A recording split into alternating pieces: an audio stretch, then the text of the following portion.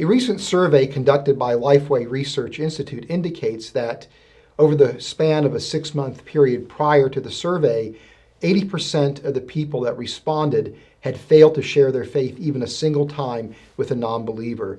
The bottom line is Christians are just hesitant to share their faith. Why is that the case? What can we do to help them?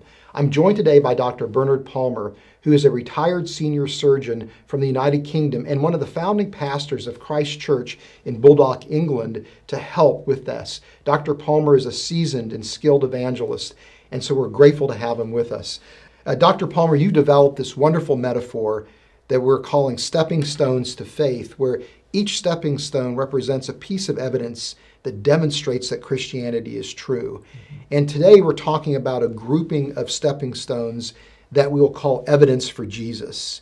And of course, the life, death, and resurrection of Jesus is the heart of the Christian faith. It is the Christian faith. And so the question then is there historical evidence for Jesus? Oh, fantastic evidence. You compare the evidence for Jesus compared to the evidences of other religions.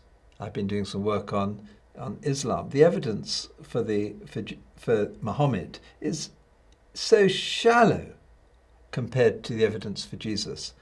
His friends wrote about him. We know, Matthew, Mark, Luke, and John, his biographies, all came from people who'd lived with Jesus.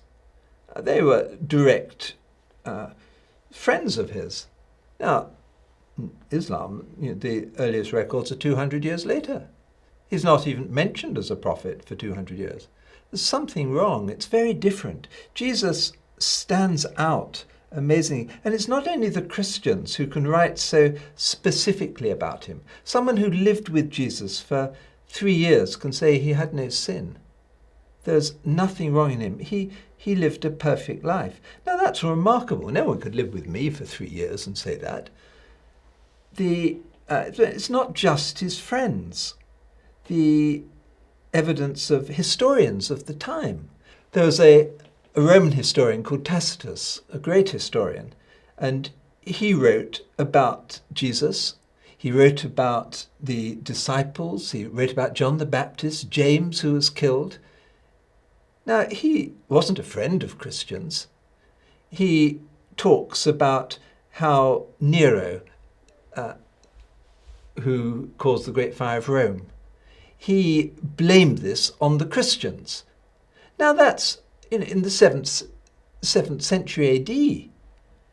And there were Christians throughout Rome. Now, that's only 30, 40 years after Jesus' execution.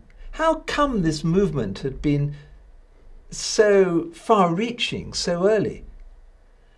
The man called Pliny, he was governor of Bithynia up in northern Turkey, and he was a friend of the Emperor Trajan. And he used to write letters to his friend about all the issues that were going on. And one of the problems was the early church. This is in about 106 AD. And Christians were everywhere, and they were causing a problem because people weren't buying idols anymore. They weren't going to the heathen temples. Now, he didn't know what to do. He said he put them to death if they didn't recant. But he wasn't sure what they did wrong. And he talks about how they meet up and have a meal together and commit themselves to an oath to do no wrong. But something extraordinary happened. How can you explain this story about the resurrection of Jesus Christ, that he rose from the dead, and the rapid expansion of this movement, this church, combined with its moral teaching? This wasn't spread through force. This was spread under opposition. But people were convinced that Jesus really did exist and he was God. There was no doubt. His enemies agreed with it.